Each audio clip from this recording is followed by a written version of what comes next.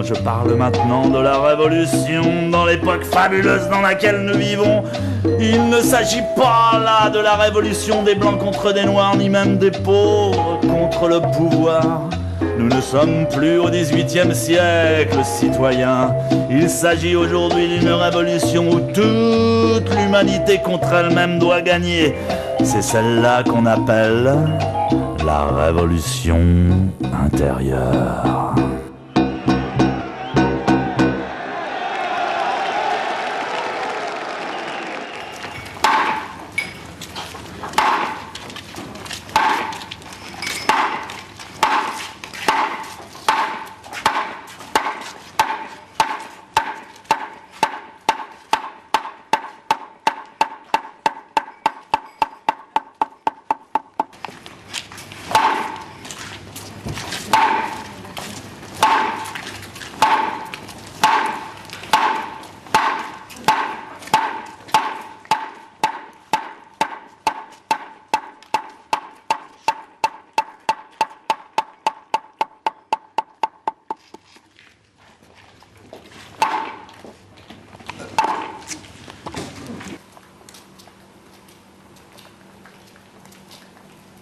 Dans le Zen Soto qu'on pratique, on dit ne recherchez pas la grande illumination. En elle-même, l'illumination n'existe pas. Pourquoi elle existerait, l'illumination ? Je veux dire, il faut regarder la nature et les choses telles qu'elles sont pour voir la vérité. Dans la nature, il y a illumination, mais absolument naturelle. C'est pas une condition spéciale. Dans le Zen, il y a condition spéciale dans l'illumination, seulement s'il y a maladie de l'esprit. Mais en soi-même, il n'y a pas d'illumination spéciale et il ne faut pas chercher d'illumination spéciale. Beaucoup de maîtres insistent sur ce point et c'est extrêmement important. C'est-à-dire que l'illumination, elle est à chaque instant, à chaque zazen. L'autre fois, je discutais avec un type qui est spécialiste de prendre des plantes psychotropiques pour arriver à des états spéciaux de conscience. Et lui, il me soutenait que le zazen était un moyen pour arriver à l'illumination, ce qui est totalement faux. Le zazen, c'est l'illumination elle-même. Il n'y a pas plus que... Dogen disait, moi j'ai été en Chine, j'ai rencontré un vrai maître, et l'enseignement que j'ai compris, c'est que les yeux sont horizontaux et le nez vertical. Et qu'il ne faut pas se laisser abuser ni par soi-même, ni par les autres.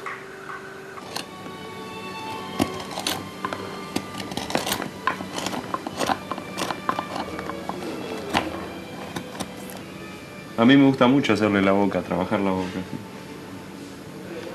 Pero para mí lo más importante es la postura. Que la postura sea lo más equilibrada posible, la espalda recta, las manos la derecha debajo, la izquierda arriba y los pulgares se tocan en el medio, en el centro, debajo del ombligo.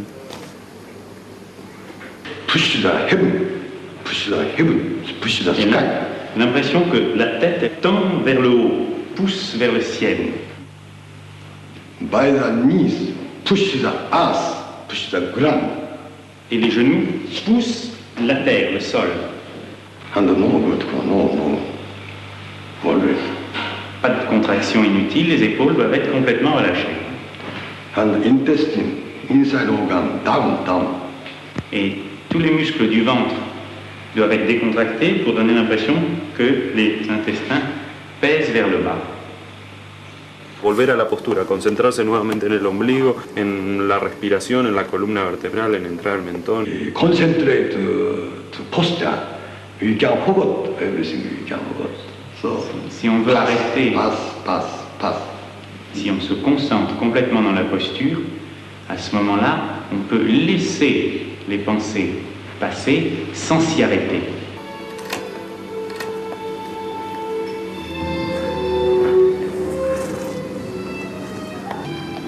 C'est la plus belle chose qu'on puisse faire avec son corps, c'est zazen.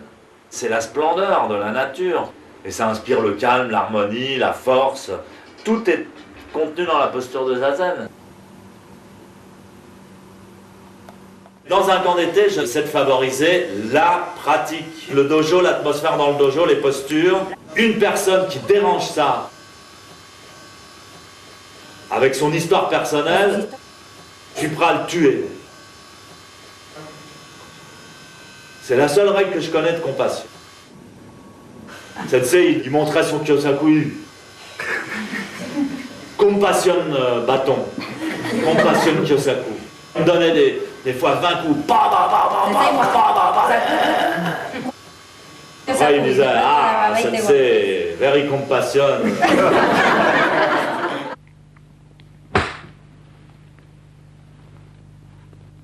Quand un disciple veut être aidé dans sa méditation en recevant un coup de bâton sur l'épaule, il le demande, parce qu'il sent que son attention commence à fléchir. When you feel sleeping, or when your brain complicated, not so quiet. Si on se sent endormi ou si le mental est agité. So, cassio.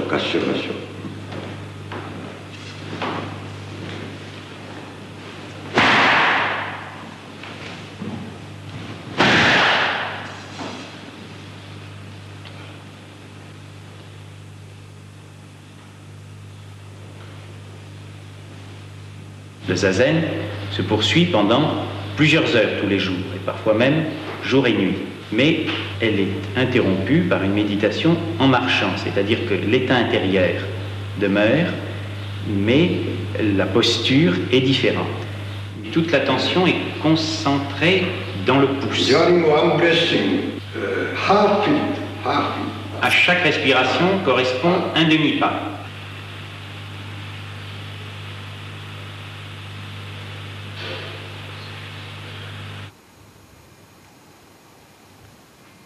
Eyes always 3 meter flower. Les yeux regardent le sol 3 mètres en avant. Breathing always same Zazen times. C'est la même respiration que dans le zazen, c'est-à-dire la méditation en posture assise. La respiration zen, c'est la respiration inverse de la respiration qu'on a coutume de faire. Quand on dit à quelqu'un respirer maintenant, le réflexe des personnes, c'est de faire bon. Or, dans le zen, si on vous dit respirer, on va se concentrer plus particulièrement sur l'expiration. L'expiration, elle est longue, calme et profonde.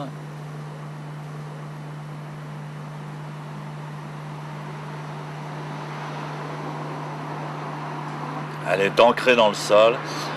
L'expiration peut durer jusqu'à 1 minute, 2 minutes, selon l'état de concentration et de calme.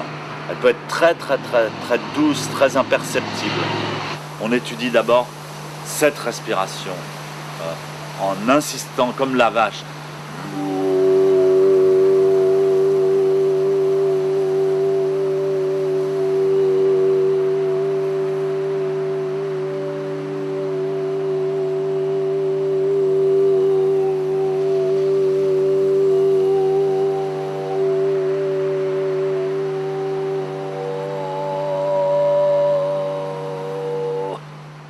À la fin de l'expiration, on laisse l'inspiration se faire automatiquement. À ce moment-là, on détend tout, on ouvre les poumons et on laisse l'inspiration se faire automatiquement. Mais en fait, on n'apporte pas beaucoup d'attention à l'inspiration. Et vous allez comprendre que, à un moment, à force de le faire, vous allez comprendre que la respiration, c'est un tout. C'est un cercle. Souvent les maîtres dessinent un cercle. Ça traite de la respiration.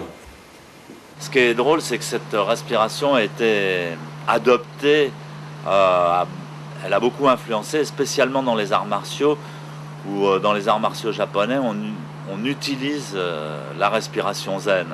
Il y a beaucoup de grands maîtres d'arts martiaux, tels que Miyamoto Musashi par exemple, et d'autres, qui ont pratiqué le zen, qui sont devenus disciples de grands maîtres, et donc qui ont adapté l'enseignement du zen, et spécialement la respiration, à leur art martial. Par la suite, on est au-delà des techniques. La respiration, à la fin, est au-delà des techniques. Elle est libre, totalement libre. L'enseignement du Bouddha, l'enseignement que le Bouddha a développé, a donné à ses disciples, est très simple. il est basé sur les actes fondamentaux d'un être humain. Comment bouger, comment manger, comment respirer, comment penser. Et enfin, bien sûr, comment s'asseoir pour réaliser sa divinité.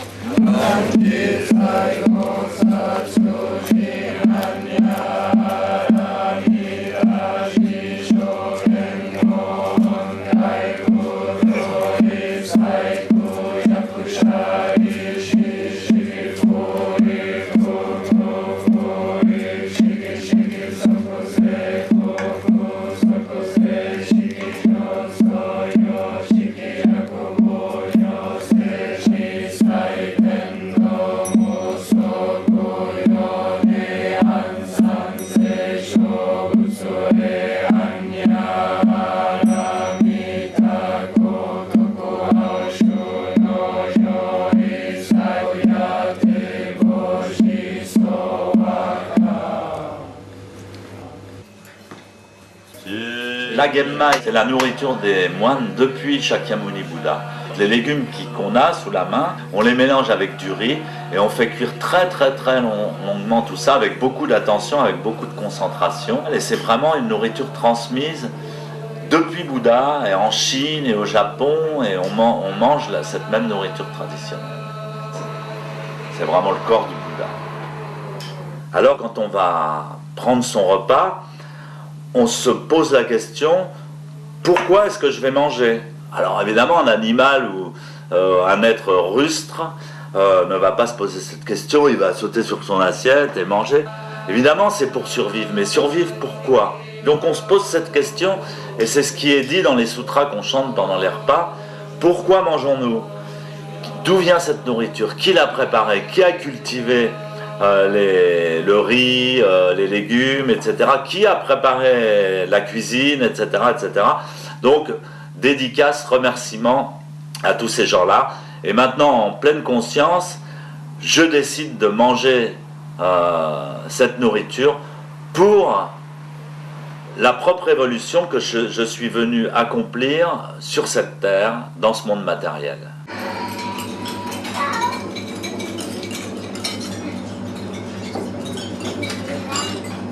Le SAMU est à 10h30, 6 personnes pour la cuisine.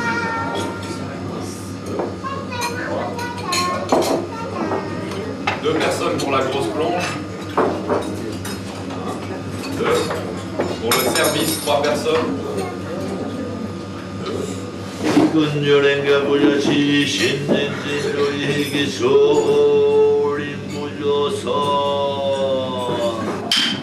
Mais en fait, le SAMU, c'est pas spécialement faire de la maçonnerie ou balayer ou faire la vaisselle, etc. En fait, le SAMU, c'est n'importe quelle action. Hein, écrire un livre, c'est un SAMU. Effectué sans intention cachée. Il ne faut pas avoir d'intention cachée, de motivation secrète. C'est comme ton travail dans la vie quotidienne, quoi. Tu peux le prendre comme un enrichissement personnel ou alors une sorte de don que tu fais pour toi et tous les autres en même temps. Des fois, je considère mes études comme un SAMU aussi. Ensuite, il y a le mec qui prend ça pour une corvée, mais je te parie que le mec qui prend le SAMU pour une corvée, il a mal en zazen.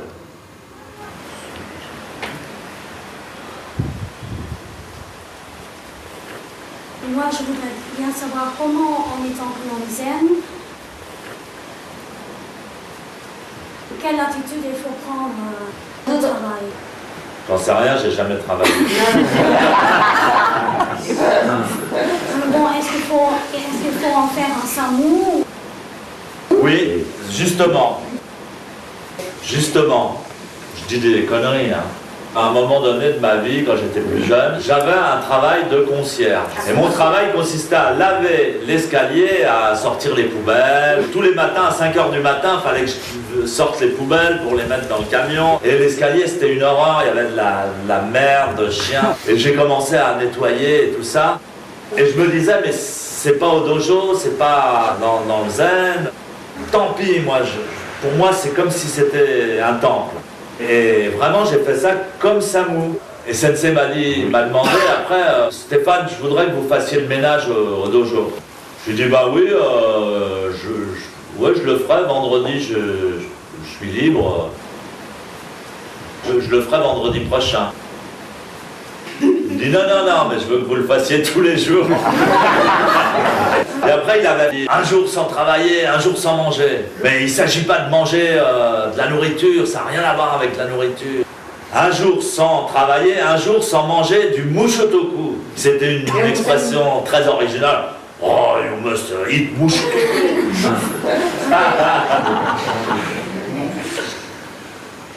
Ça voulait rien dire. Dire qu'on est moine, pratiquer Samu, c'est la révolution. Il faut faire la révolution, moi j'ai toujours dit ça. Mais moi je ne sais pas me servir des cocktails Molotov. Et alors donc dans son travail, il faut pratiquer Samu. Et pour résoudre tous les problèmes du monde, il suffit de retrouver ça. Les gens n'ont plus l'esprit du Samu. Et ils mangent plus de mushotoku. Ils mangent du hamburger et des Coca-Cola.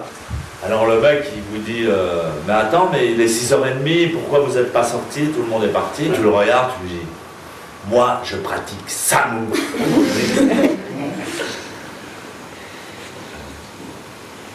Tu vois? Parce que je veux manger du mushotoku. C'est quoi le mushotoku? J'en veux.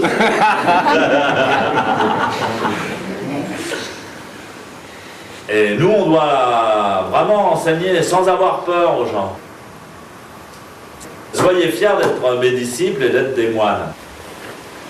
Et d'être disciples de Deshimaru.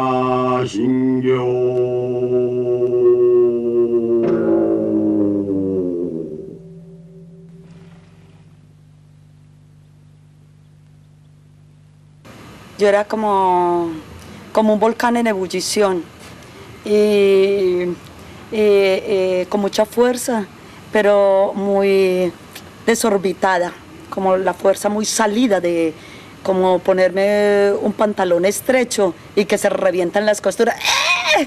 Todas las costuras reventándose por la fuerza, porque no cabe. Entonces así era como mi fuerza, desencajada, desorientada, sin guía, en búsqueda. Y la transformación es que encontré el camino y ha revolucionado todo mi mundo interior. Me ha hecho más serena, más intensa. La fuerza se ha transformado en intensidad interior. Son cambios también muy minúsculos que uno siente al interior de uno mismo y es muy difícil decir que se siente en un orgasmo. Para mí también una cosa muy importante es, en esta vida, lo veo como algo que debo cumplir o tanto posible por lo menos, es descubrir a sí mismo, estar más cerca a sí mismo y estar a gusto, o tranquilo consigo mismo, creo que es eso. Es como el sentido de la existencia, porque cuando una persona se conoce a sí mismo, está en todo y fuera de todo. Y muy centrada porque puede controlar muy fácil emociones, tribulaciones, abandonarse al placer, abandonarse a Zazen. Sí, pero eso es pues un proceso que te puede llevar, que te lleva la vida entera. Espera. Es amarse a sí mismo, es tener mucho gusto con uno. Y si uno tiene ese conocimiento de uno mismo, profundiza en el conocimiento de los demás también. Porque no tiene que relacionarse así como muy socialmente, que digamos, sino en otro nivel, un nivel más, más cósmico, más universal, mejor. Comme il l'a dit, Steph, de pratiquer quelque chose de très fort au sein de son quotidien, ça te permet d'avoir une stabilité dans le monde social. La génétique, la transmission des caractères, c'est quand même très proche de l'enseignement lié au zazen. Les yeux sont horizontaux, le nez vertical. J'ai commencé à me poser des questions sur ce qu'on appelle transfert de gènes horizontal et transfert de gènes vertical. Il y a quelques trucs comme ça, ouais, quand on parle du karma, de la cause à effet, ou alors de détendre sa posture et de s'ouvrir à un enseignement. Eh ben, tu observes le même phénomène dans une cellule qui décondense son ADN et qui peut recevoir un enseignement, un gène d'un autre organisme ou d'un organisme semblable. Dès le moment où tu te concentres, où tu fais zazen, avec tout ton corps, les pensées disparaissent, tu es concentré d'un seul esprit, c'est l'illumination. Alors, les mecs, je leur dis, mais non, mais l'illumination, c'est du pipeau, ça n'existe pas. Alors, ils arrêtent. Ils arrêtent parce que dès qu'ils se trouvent confrontés à la réalité, ils sont déçus. Ah, c'est seulement normal ton truc? Ah, ça fait chier. Ils comprennent pas que le normal, c'est tout. C'est pour ça que les gens se font des illusions. Parce que l'homme, quand il n'a pas une explication rationnelle et intellectuelle sur une chose, ça lui fait peur. Il faut toujours qu'il explique ce qui justifie sa démarche. Et le jour où son explication ne répond plus à sa nécessité, ou bien il en trouve une autre, ou bien il arrête le zazen. Alors, ceux qui pratiquent zazen sans explication, par intuition, alors ces gens-là sont des vrais disciples des enfants du Bouddha. Le zen, c'est une transmission orale plus qu'orale. C'est une transmission d'homme à homme, de Bouddha à Bouddha, d'âme à âme.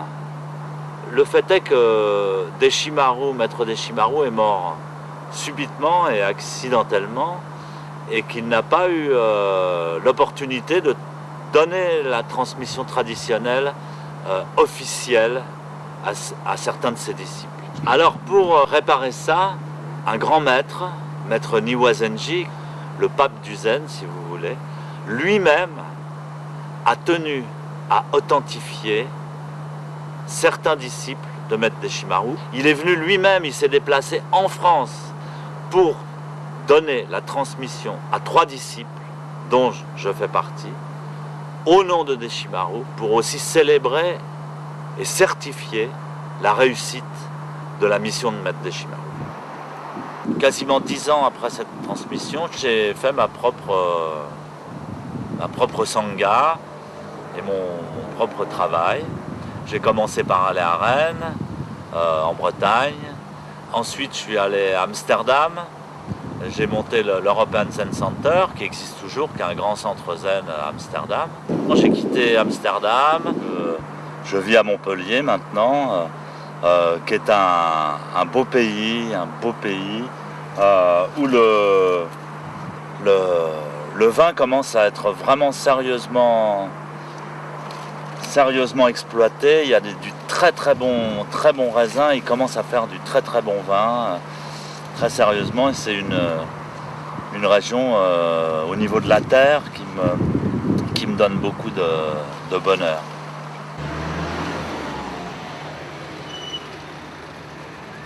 À Montpellier, je suis bien, c'est une petite ville. On développe un petit dojo de province, tout tranquille. Et ici, moi, je suis peinard. C'est pour ça que je suis venu à Montpellier. En dehors de la pratique, je glande.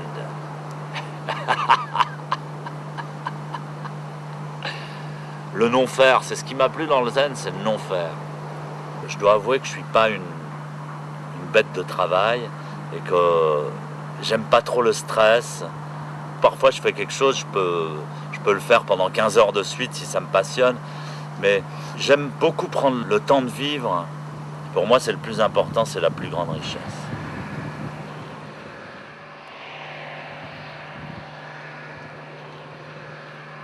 Également, j'ai transmis le zen en Argentine, où j'ai édifié un temple avec mes disciples dans une merveilleuse région de montagne.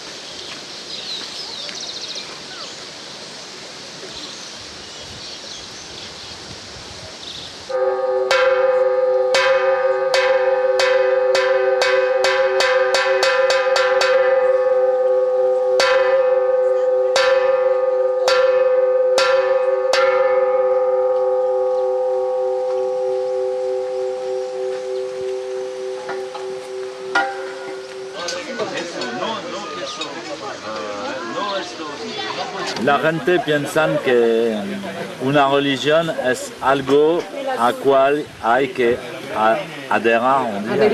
adherir, hay que creer, y que el facto que hay que creer es una cosa objetiva. Y esto es una mierda, una tontería. Nosotros no vemos las cosas así. Pensemos que las religiones son creación del hombre. Y la religión es creativa, debe estar creativa. Es decir, que nosotros somos Dios. Y es verdad, porque el hombre es creador de su realidad.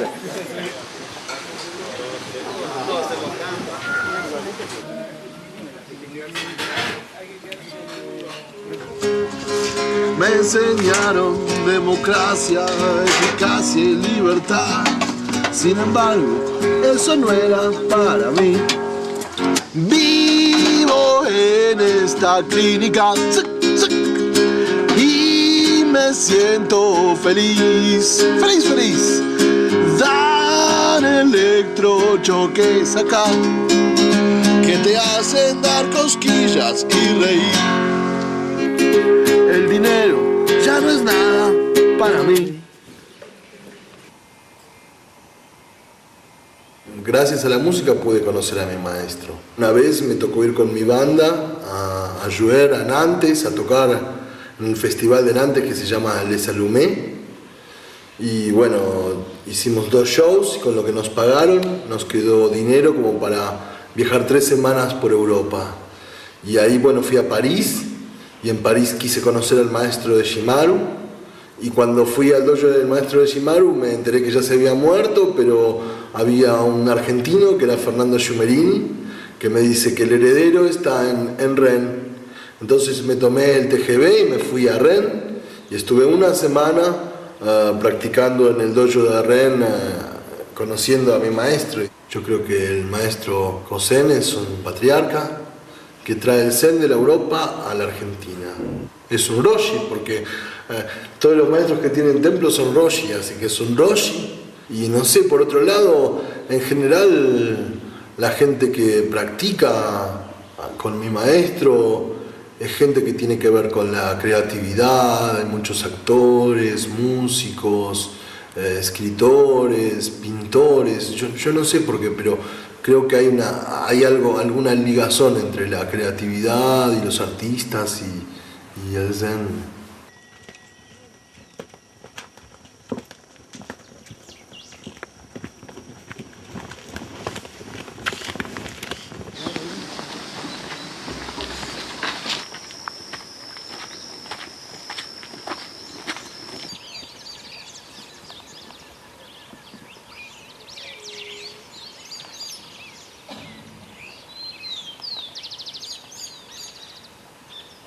El zen es como universal, abarca todos los aspectos de la vida. Es como ir entrando y ir abriéndote a la vida misma. A mí realmente me abre mucho a todo, encuentro todo ahí. Y uno va aprendiendo no sé, se va conociendo mucho. Por un lado no soy, pero por el otro lado sí me considero religiosa, porque yo sí creo en la vida. Creo en esto, creo en lo que sucede. Buen día. Buen día.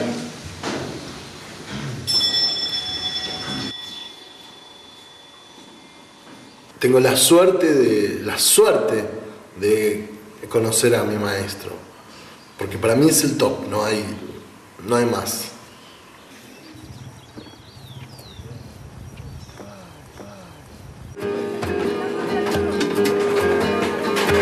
Pienso en mi barrio, mi ciudad, cómo estará. Yo tengo amigos por allí, pero hay una chica que se llama Josephine, que me detiene sola. Soy prisionero de su loco corazón y no me pienso arrepentir. Soy prisionero de su loco corazón y no me pienso arrepentir. Et également, j'ai ouvert la voie aussi à Cuba, cette petite île qui fait tant d'histoire, où maintenant il y a une vraie sangha, où on est accepté, où on pratique vraiment très sérieusement le zen. Amigos forjados en la lucha, compañeros de los primeros momentos. ¿Quién es el tipo?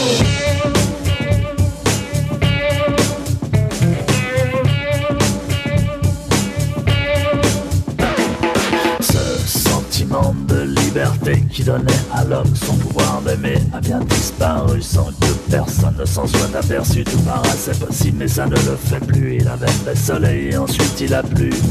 Ce sentiment de liberté, une fois tombé désamorcé, on se trouve sans amour et on n'éprouve plus que des besoins sans vertu. Et l'on se voit déçu par l'opacité d'une vie sans absolu.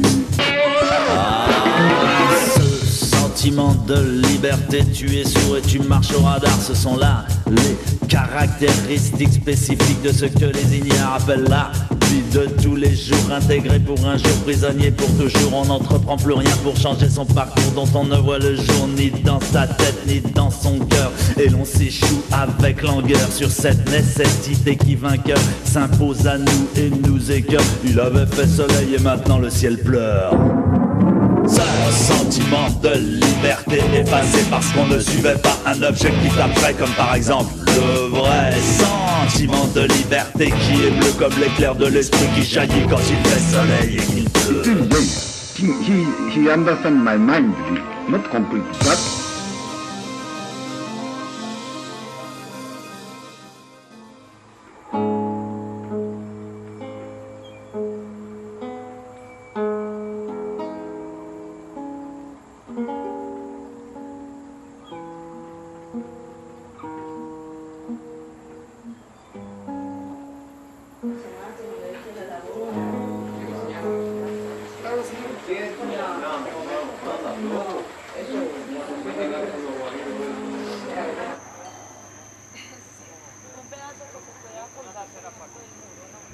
Que creían que era carbón. Pero esto es importante, Así que tenemos el uso, muy poquitico. quién es responsable del rollo y el saber.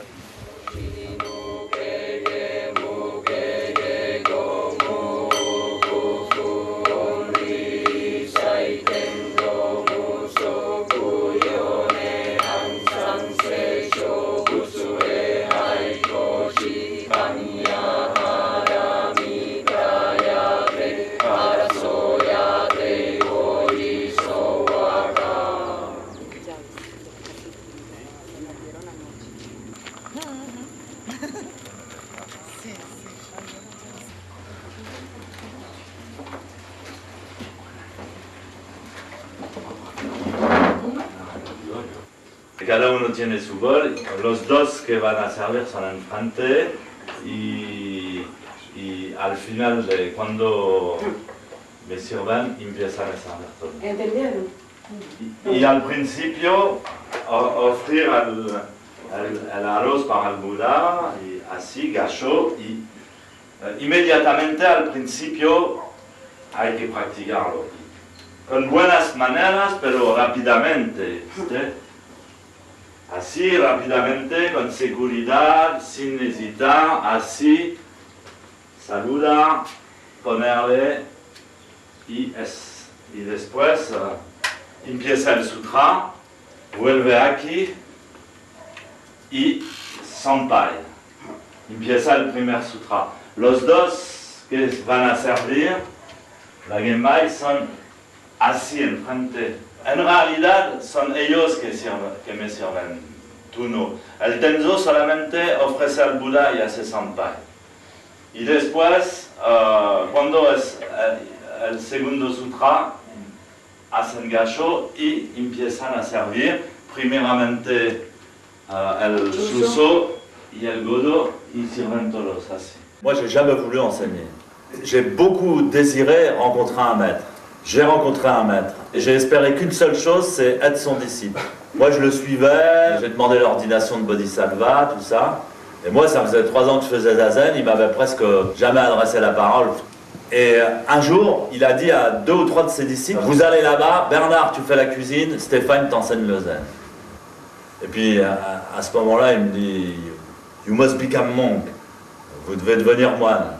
Moi je disais, je n'ai pas besoin d'être moine, je suis déjà comme un moine, moi je suis attaché à rien, je croyais que j'étais déjà comme un moine. And he sent me in Sevi, he sent me in Germany, he sent me in many sessions to make sessions.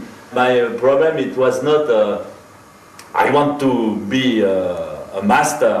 My problem it was, is my master recognize me as a true disciple? It was my only problem. He said to me before to die, oh Stéphane, you must be a master. And I said, no, sensei, I could not be a master like you because my ears are small, your ears are like this. So he said to me, no, but your nose is big. So.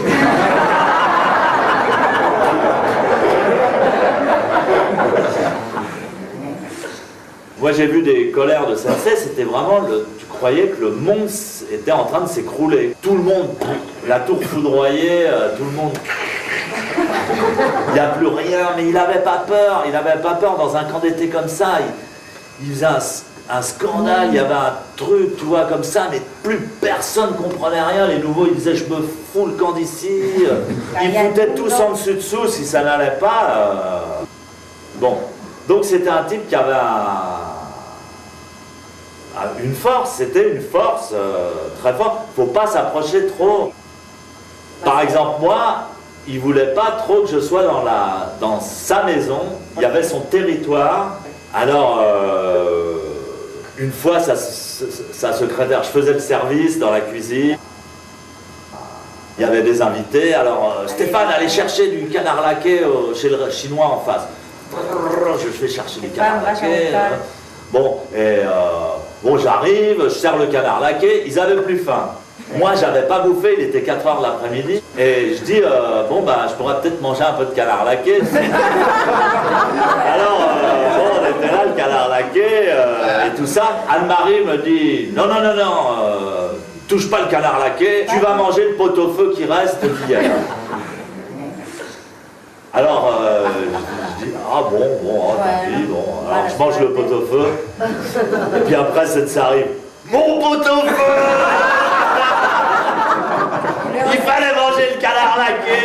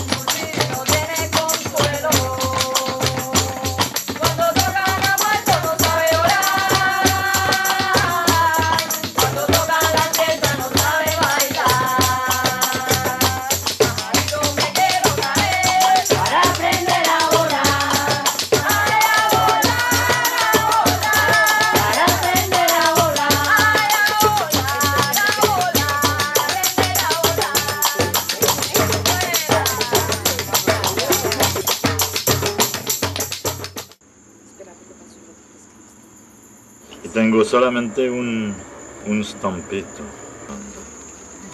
¿Quién hace el diseño? Un chino que encontró en Budapest. Ko, ça c'est Sen. Mon nom, Kosen. Kosen, ça veut dire le sage, le super sage.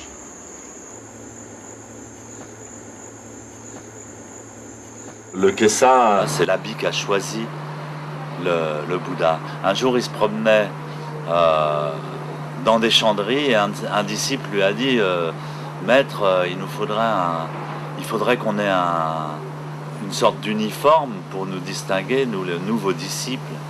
Qu'est-ce qu'on devrait prendre comme forme d'uniforme? Et donc le Bouddha qui était là, il a regardé les chanderies, il a dit ces chanderies, c'est notre uniforme. Le disciple s'est dit, eh ben, on va fabriquer un vêtement qui ressemble à des chanderies. C'est là qu'est né le Kessa.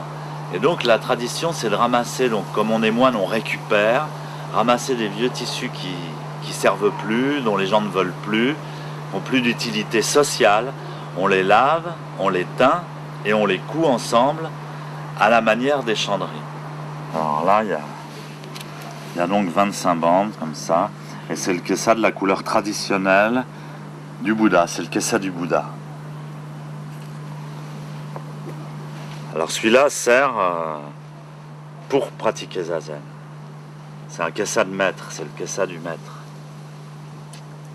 Donc ça, c'est vraiment l'objet de foi, dans le symbole le plus élevé dans le bouddhisme, c'est le kessa. C'est vraiment très, très important. En voilà encore un qui est tout à fait particulier, qui m'a été offert par un disciple de Maître Deshimaru, qui a 49 bandes. Alors en général, on ne fait pas de kessa à 49 bandes. Les 49, ça symbolise les 49 jours. On dit que le Bouddha est resté 49 jours sous l'arbre de la Bodhi. Donc la couture du kessa, c'est quelque chose de très profond, de très important dans la pratique zen. On dit qu'il faut toujours être concentré ici et maintenant. Seulement ici et maintenant existe comme un point. Le seul point de la réalité, c'est ici et maintenant. Le passé n'existe plus, le futur n'existe pas. Et donc, ce symbole de coudre, chaque point, c'est ici et maintenant, ici et maintenant, ici et maintenant, ici et maintenant, ici et maintenant.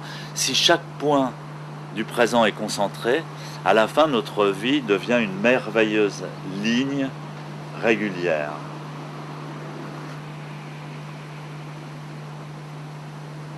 Alors ça, c'est un kessa de cérémonie traditionnel que j'utilise pour faire les ordinations. Vous voyez les montagnes, les chandries. Et donc, ce sont des bandes rapportées comme ça, l'une après les autres. Voilà.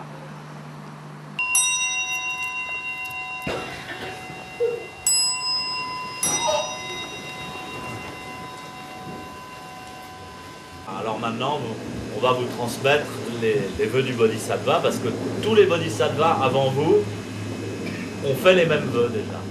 Le Bodhisattva, c'est un être humain qui n'est plus intéressé par ce à quoi sont intéressés les êtres humains ordinaires. Il n'est plus intéressé. Il cherche plus la femme de sa vie. Il cherche plus la réussite sociale. Il cherche plus ni à vivre, ni à mourir, ni à se suicider. Il a déjà dépassé tout ce truc-là. C'est un être humain qui est déjà spirituel et qui vient sur Terre, qui s'actualise sur Terre, ou bien au travers de la naissance au sein d'une femme, ou bien, dit-on dans les textes, par magie, c'est-à-dire c'est un être magique. Il s'actualise sur Terre pour aider les gens, pour les aider à mûrir, et lui en même temps mûrir. Et les vœux, c'est extrêmement important. C'est la base du bouddhisme. Ça commence par ça, le bouddhisme. Je fais vœu de trouver enfin un endroit paisible où on ne souffre plus, je veux trouver ma vraie vie, je voudrais aider les autres, je veux faire quelque chose, je veux être comme Bouddha, je veux trouver l'illumination un jour, éveiller mon esprit, comprendre. Alors tu regardes les vœux du Bodhisattva, tu dis merde, mais c'est exactement ça, c'est mes vœux à moi. Et tu dis bah ouais, c'est pour ça que tu reçois l'ordination du Bodhisattva. Devenir moine est la meilleure et la plus haute méthode pour que le corps et l'esprit deviennent la voie.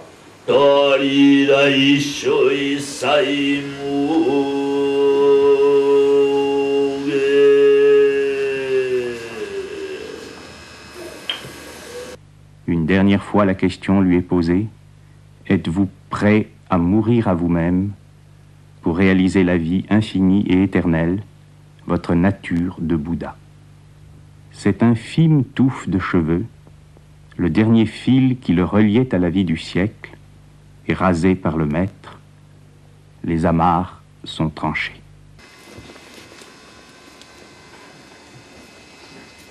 Le zen, ça consiste à mourir de son vivant, c'est le nirvana vivant. Et mourir de son vivant, c'est la plus grande vie. C'est pour ça m'énerve, les petits bonhommes, ils veulent... Ouais, mais alors le zen, ça va me servir à ça. Ah ben ça sert à rien. Ah ben moi j'ai mal en zazen. Hein. Ah puis alors moi, tu comprends, il y a les réalités, hein, tu comprends, alors, parce que moi, le zazen, d'accord, mais bon, il y a les réalités de la vie, mon petit gars, il faut quand même...